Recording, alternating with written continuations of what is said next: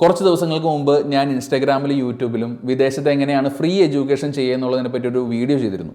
ആ ഒരു വീഡിയോയിൽ ജർമ്മനിയിൽ എങ്ങനെയാണ് ഫ്രീ എഡ്യൂക്കേഷൻ ചെയ്യാൻ പറ്റുക, UK എങ്ങനെയാണ് ഫ്രീ ആയിട്ട് പഠിക്കാൻ പറ്റുക എന്നുള്ളത് പറഞ്ഞു. ആ ഒരു വീഡിയോ കണ്ട പല ആൾക്കാർക്കും ഒരു ചെറിയ സംശയമുണ്ട്, ഈ ഒരു ഫ്രീ എഡ്യൂക്കേഷൻ എത്രത്തോളം ഫ്രീ ആണ്, പലർക്കും അറിയില്ല. അപ്പോൾ അത് അങ്ങനെ ഒരു സംശയം വരാനായിട്ടുള്ളൊരു പ്രധാന കാരണം എന്ന് പറയുന്നത് ഈ ഒരു എബ്രോഡ് എഡ്യൂക്കേഷൻ എങ്ങനെയാണ് വർക്ക് ചെയ്യുന്നതെന്നുള്ളത് ശരിക്കും അറിയാത്തതുകൊണ്ടാണ്. അപ്പോൾ അത് ആദ്യം തന്നെ ഞാൻ ആ ഒരു കാര്യം ക്ലിയർ ആക്കി തരാം. അതായത് ഈ ഒരു എബ്രോഡ് എഡ്യൂക്കേഷൻ എന്ന് പറഞ്ഞു കഴിഞ്ഞാൽ ഇതിനകത്ത് 2 ഘടകങ്ങളുണ്ട്. ഇത് ഞാൻ ശരിക്കും പറഞ്ഞാൽ കുറച്ച് നാൾ മുമ്പേ പറഞ്ഞിട്ടുള്ളൊരു കാര്യമാണ്, പല ആൾക്കാരും ശ്രദ്ധിച്ചിട്ടില്ല. അതായത് എബ്രോഡ് എഡ്യൂക്കേഷനിൽ 2 ഘടകങ്ങളുണ്ട്. ലെറ്റ്സ് സേ ഇതിപ്പോൾ എൻ്റെ 2 കൈകളാണ്. ഇതിനകത്ത് എൻ്റെ ലെഫ്റ്റ് ഹാൻഡ് എന്ന് പറയുന്നത് യൂണിവേഴ്സിറ്റി, കോളേജ് അല്ലെങ്കിൽ ഏതെങ്കിലും ഒരു ഇൻസ്റ്റിറ്റ്യൂഷൻ, ഇവിടെയാണ് നിങ്ങൾ പഠിക്കുന്നത്. എൻ്റെ റൈറ്റ് ഹാൻഡ് എന്ന് പറയുന്നത് ഈ ഒരു ഇൻസ്റ്റിറ്റ്യൂഷൻ നിൽക്കുന്ന രാജ്യത്തിൻ്റെ ഇമിഗ്രേഷനാണ്, അല്ലെങ്കിൽ വിസ ഇതൊക്കെ ഇഷ്യൂ ചെയ്യുന്ന ആൾക്കാരാണ് ഇമിഗ്രേഷൻ ഡിപ്പാർട്ട്മെൻറ്റ്. ഇവർ 2 പേരും ഒരുമിച്ച് നിങ്ങളുടെ ആപ്ലിക്കേഷൻ അപ്രൂവ് ചെയ്യുമ്പോഴാണ് നിങ്ങളുടെ എബ്രോഡ് എഡ്യൂക്കേഷൻ എന്ന് പറയുന്ന സ്വപ്നം സാക്ഷാത്കരിക്കുന്നത് അല്ലെങ്കിൽ സാധ്യമാകുന്നത്. ഇതിനകത്ത് ആരെങ്കിലും ഒരാൾ കണ്ണടച്ചാൽ അല്ലെങ്കിൽ ആരെങ്കിലും ഒരാൾ നിങ്ങളുടെ ആപ്ലിക്കേഷൻ റിജക്റ്റ് ചെയ്ത് കഴിഞ്ഞാൽ നിങ്ങൾക്ക് പിന്നെ ആ ഒരു രാജ്യത്ത് പഠിക്കാനായിട്ട് പറ്റില്ല. ഈ 2 കൂട്ടർക്കും അവരുടേതായ റിക്വയർമെൻറ്റുകൾ ഉണ്ടെന്നുള്ളതാണ് ഏറ്റവും ഇൻട്രസ്റ്റിംഗ് ആയിട്ടുള്ളൊരു കാര്യം. പല ആൾക്കാരും വിചാരിക്കുന്നത് എനിക്ക് ഈ ഒരു യൂണിവേഴ്സിറ്റിയിൽ അഡ്മിഷൻ കിട്ടിക്കഴിഞ്ഞാൽ എനിക്ക് ഓട്ടോമാറ്റിക്കായിട്ട് വിസ കിട്ടുമെന്നാണ്. പലരും ചിന്തിക്കുന്നത് അങ്ങനെയാണ്, എനിക്ക് അഡ്മിഷൻ കിട്ടി, എനിക്കിനി പേടിക്കേണ്ട കാര്യമില്ല, എനിക്കിനി പോയാൽ മാത്രം മതി, അങ്ങനെ വിശ്വസിക്കുന്ന ഒരുപാട് ആൾക്കാരുണ്ട്. അപ്പോൾ നിങ്ങൾ ആദ്യം തന്നെ ഒരു കാര്യം മനസ്സിലാക്കേണ്ടത്, ഈ ഒരു ലെഫ്റ്റ് ഹാൻഡിന്, അതായത് ഈ ഒരു യൂണിവേഴ്സിറ്റിക്കോ അല്ലെങ്കിൽ ഇൻസ്റ്റിറ്റ്യൂഷനോ ഉള്ള റിക്വയർമെൻ്റ് അല്ല ഇപ്പുറത്തുള്ള ഇമിഗ്രേഷൻ ഉള്ളത്. അതെന്താണെന്നുള്ളത് ഞാൻ വളരെ ക്ലിയർ ആക്കി മനസ്സിലാക്കി തരാം. നിങ്ങൾ ആദ്യം തന്നെ ഒരു വിദേശ ഉപരിപഠനത്തിന് വേണ്ടിയിട്ട് ആദ്യം ഒരു രാജ്യം സെലക്ട് ചെയ്ത് കഴിഞ്ഞാൽ പിന്നെ ചെയ്യുന്നത് ആ രാജ്യത്തുള്ള ഒരു യൂണിവേഴ്സിറ്റിയിൽ നിങ്ങൾക്ക് ഇഷ്ടപ്പെട്ട ഒരു കോഴ്സിന് അഡ്മിഷൻ എടുക്കുക എന്നുള്ളതാണ്. അത് ഇവിടെയാണ്, എൻ്റെ ലെഫ്റ്റ് ഹാൻഡിൽ യൂണിവേഴ്സിറ്റിയിലാണ്. ഇവിടെ നിങ്ങൾ നിങ്ങളുടെ എഡ്യൂക്കേഷൻ ഡോക്യുമെൻറ്റ്സ്, നിങ്ങളുടെ MOI അല്ലെങ്കിൽ നിങ്ങളുടെ IELTS സ്കോർ, SOP, LOR, അങ്ങനെ പല കാര്യങ്ങളും കൊടുത്ത് നിങ്ങൾ ആ യൂണിവേഴ്സിറ്റിയിൽ നിന്നും ഒരു അപ്രൂവൽ എടുക്കുന്നു, അല്ലെങ്കിൽ യൂണിവേഴ്സിറ്റി നിങ്ങൾക്ക് അഡ്മിഷൻ തരുന്നു. ഓക്കെ, അതാണ് ഈ ഒരു ഭാഗത്തു നിന്നുള്ള ഒരു കാര്യം. ഇവിടെ നിങ്ങൾ അഡ്മിഷൻ കിട്ടിക്കഴിഞ്ഞാൽ ഇവിടെ തന്നെയാണ് നിങ്ങൾ ആ ഒരു കോഴ്സിന് വേണ്ട ഫീസ് അടയ്ക്കുന്നത്. ഫീസ് ഉണ്ടെങ്കിൽ ഫീസ് അടയ്ക്കുന്നത്, ഫീസ് ഇല്ലെങ്കിൽ ഫീസ് ഇല്ലാതെ പഠിക്കുന്നത്. ഓക്കെ, അത് യൂണിവേഴ്സിറ്റിയുടെ ഭാഗമാണ്. ഇനി ഇവിടുത്തെ കാര്യങ്ങൾ കഴിഞ്ഞു കഴിഞ്ഞാലാണ് പിന്നെ നിങ്ങൾ ഇപ്പുറത്തേക്ക് വരുന്നത് ഇമിഗ്രേഷനിൽ അവർ ചെക്ക് ചെയ്യുന്നത് നിങ്ങൾക്ക് ഈ ഒരു രാജ്യത്ത് ഏതെങ്കിലും ഒരു യൂണിവേഴ്സിറ്റിയിൽ അഡ്മിഷൻ കിട്ടിയിട്ടുണ്ടോ, അത് കിട്ടിയിട്ടുണ്ടെങ്കിൽ നിങ്ങൾ അതിനു വേണ്ടി ഫീസ് അടച്ചിട്ടുണ്ടോ, അല്ലെങ്കിൽ ഫീസ് ഇല്ലാതെ ഫ്രീ ആയിട്ടാണോ പഠിക്കുന്നത്, എന്തായിക്കോട്ടെ അത് നിങ്ങൾക്ക് അവർ ചെക്ക് ചെയ്യും, അത് അവർക്കുണ്ടോ എന്ന് നോക്കും. ഇനി അതിനുശേഷം അവർ നോക്കുന്നത് ഈ ഒരു രാജ്യത്ത് വന്ന് പഠിക്കാനായിട്ട് നിങ്ങളുടെ കയ്യിൽ, ഇപ്പോൾ ഫ്രീ എഡ്യൂക്കേഷനും ആയിക്കോട്ടെ, നിങ്ങൾ കാശില്ലാതെയാണ് പഠിക്കുന്നത്, ഈ ഒരു രാജ്യത്ത് വന്ന് പഠിക്കാനായിട്ട് നിങ്ങളുടെ കയ്യിൽ സാമ്പത്തികമായി ജീവിക്കാനും താമസിക്കാനായിട്ടുള്ള കാശുണ്ടോ, പ്രൂഫ് ഓഫ് ഫണ്ട് എന്ന് പറയും, അല്ലെങ്കിൽ നമ്മുടെ ലിവിങ് എക്സ്പെൻസ് എന്ന് പറയും, അതുണ്ടോ, അത് എത്രയുണ്ട്, അത് ബാങ്കിലുണ്ടോ, ലോണാണോ എന്നുള്ളതെല്ലാം അവർ ചെക്ക് ചെയ്യും. രണ്ടാമത്തേത് നിങ്ങൾക്ക് എവിടെന്നെങ്കിലും ഒരു പ്രീവിയസ് റിജക്ഷൻ വന്നിട്ടുണ്ടോ, അല്ലെങ്കിൽ നിങ്ങൾക്ക് ഈ ഒരു രാജ്യത്ത് വരാനായിട്ടുള്ള മെഡിക്കലുണ്ടോ, അല്ലെങ്കിൽ നിങ്ങൾ വിസ അപ്ലൈ ചെയ്തിട്ടുണ്ടോ, അല്ലെങ്കിൽ അങ്ങനെ പല കാര്യങ്ങളുണ്ട്, ഒരുപാട് കാര്യങ്ങൾ ഈ ഒരു ഡിപ്പാർട്ട്മെൻറ്റ് ചെക്ക് ചെയ്യും.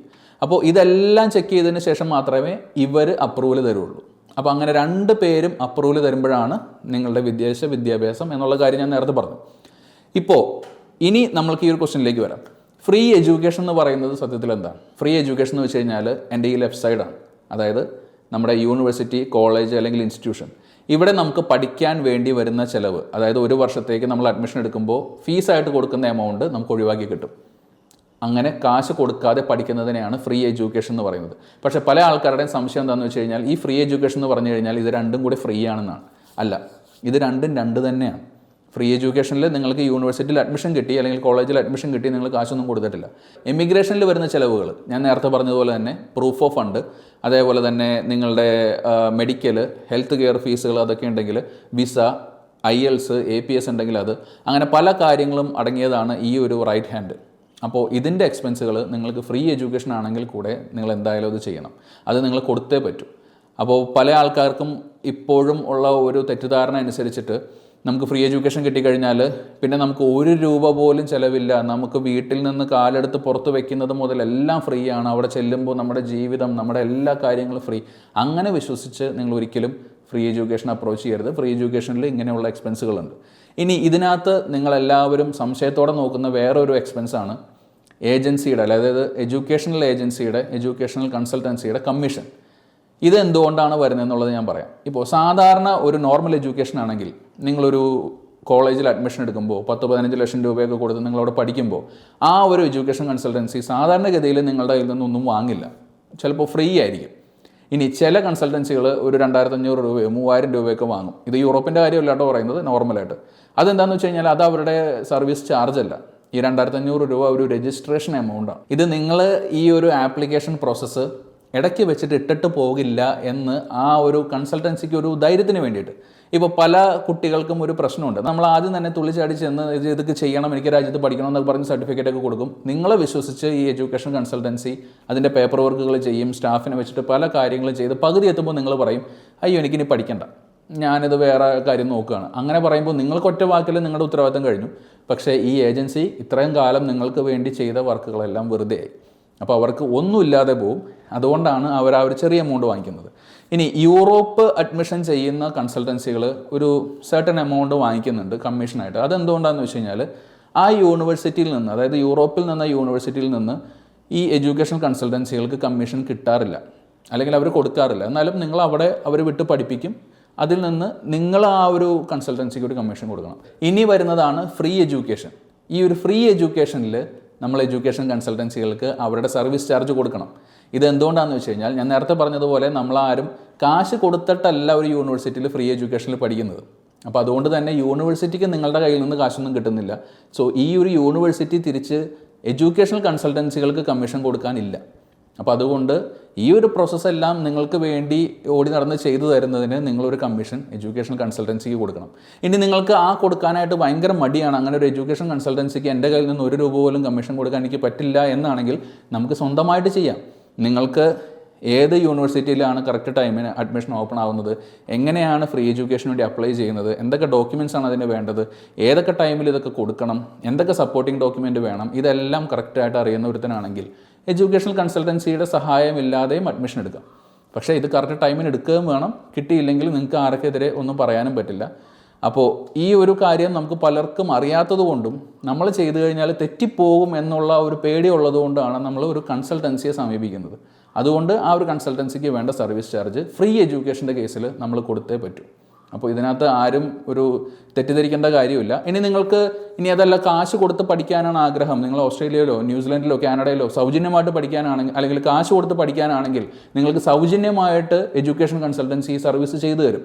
അത് വേണമെങ്കിൽ ഞാൻ പറഞ്ഞു തരാം, ഫ്രീ ആയിട്ട് ചെയ്തു തരുന്ന ഒരുപാട് ആൾക്കാരുണ്ട്. പക്ഷേ ഈ ഒരു കേസിൽ, ഫ്രീ എഡ്യൂക്കേഷൻ്റെ കേസിൽ മിക്ക എഡ്യൂക്കേഷൻ കൺസൾട്ടൻസികളും സർവീസ് ചാർജ് വാങ്ങും. ഇത് തെറ്റായിട്ടുള്ളൊരു കാര്യമല്ല. അവർക്കും ജീവിക്കണം, അവരുടെ ഓഫീസും അവരുടെ സ്ഥാപനം നടന്നു പോകണം, അതുകൊണ്ട് മാത്രമാണ്. അപ്പോൾ ഇത്രയും എക്സ്പെൻസുകൾ ഈ ഒരു റൈറ്റ് സൈഡിൻ്റെ ഭാഗത്തുള്ളത് കൊണ്ട് നിങ്ങൾ ഈ ഒരു എൻറ്റയർ ഫ്രീ എഡ്യൂക്കേഷൻ എന്ന് പറയുന്നത് എൻറ്റയർലി ഫ്രീ ആണെന്ന് വിചാരിക്കരുത്. ദ യൂണിവേഴ്സിറ്റി പാർട്ട്, നിങ്ങളുടെ ലെഫ്റ്റ് സൈഡിലുള്ള യൂണിവേഴ്സിറ്റി പാർട്ട് നിങ്ങൾക്ക് ഫ്രീ ആണ്, അതിന് കാശ് കൊടുക്കേണ്ട കാര്യമില്ല. അപ്പോൾ എന്തായാലും ഇതാണ് ഫ്രീ എഡ്യൂക്കേഷൻ എന്നതുകൊണ്ട് ഉദ്ദേശിക്കുന്നത് എന്നുള്ളത് മനസ്സിലാക്കുക. ഇനി ഇത് അറിയാത്ത ആരെങ്കിലും ഉണ്ടെങ്കിൽ അവർക്കും അയച്ചു കൊടുക്കുക. അതേപോലെ ഈ ഒരു ജർമ്മനിയിൽ എങ്ങനെയാണ് ഫ്രീ ആയിട്ട് മാസ്റ്റേഴ്സ് ചെയ്യേണ്ടത് എന്നുള്ളത് നിങ്ങൾക്ക് അറിയില്ലെങ്കിൽ ഈ വീഡിയോയുടെ താഴെ ഡിസ്ക്രിപ്ഷനിൽ അതിൻ്റെ ലിങ്ക് ഉണ്ട്. അതേപോലെ തന്നെ UK എങ്ങനെയാണ് സൗജന്യമായി നമുക്കൊരു BSc നഴ്സിംഗ് ചെയ്യാൻ പറ്റുക വിത്ത് പ്ലേസ്മെൻറ്റ് എന്നുള്ളതിനെ പറ്റിയിട്ടും ഞാനൊരു വീഡിയോ ചെയ്തിട്ടുണ്ട്. അതും നിങ്ങൾക്ക് ഈ വീഡിയോയുടെ താഴെയുള്ള ഡിസ്ക്രിപ്ഷനിൽ കാണാൻ പറ്റും. ഇൻസ്റ്റാഗ്രാമിൻ്റെ ലിങ്ക് ഉണ്ട്, അതിൽ കയറുക, കാണുക. അപ്പോൾ നിങ്ങൾക്ക് കൂടുതലായിട്ട് എന്തെങ്കിലും അറിയണം എന്നുണ്ടെങ്കിൽ നമ്മളെ കോൺടാക്ട് ചെയ്യാം. അപ്പോൾ നിങ്ങൾക്ക് എന്തായാലും ഈ ഒരു ചെറിയ വീഡിയോ തീർച്ചയായിട്ടും ഇഷ്ടപ്പെട്ട് കാണുമെന്ന് വിശ്വസിക്കുന്നു. നിങ്ങൾക്ക് കാര്യങ്ങളെല്ലാം കുറച്ചുകൂടെ മനസ്സിലായി എന്ന് ഞാൻ വിശ്വസിക്കുന്നു. ഇനി എന്തായാലും ഒരു സ്റ്റഡി എബ്രോഡിൻ്റെ ആപ്ലിക്കേഷൻ പ്രോസസ്സ് തുടങ്ങുമ്പോൾ നിങ്ങൾക്ക് മനസ്സിലാക്കാം ഇത്രയും കാര്യങ്ങൾ ഇതിൻ്റെ ഇടയിലുണ്ട്. അപ്പോൾ അതുകൊണ്ട് തന്നെ കറക്റ്റായിട്ടുള്ള ധാരണയിൽ നിങ്ങളുടെ ആപ്ലിക്കേഷൻസ് പ്രൊസീഡ് ചെയ്യാനായിട്ട് നോക്കുക. അപ്പോൾ എന്തായാലും നമുക്ക് അടുത്തൊരു വീഡിയോയിൽ ഇനിയും കാണാം. അതുവരേക്കും ബൈ.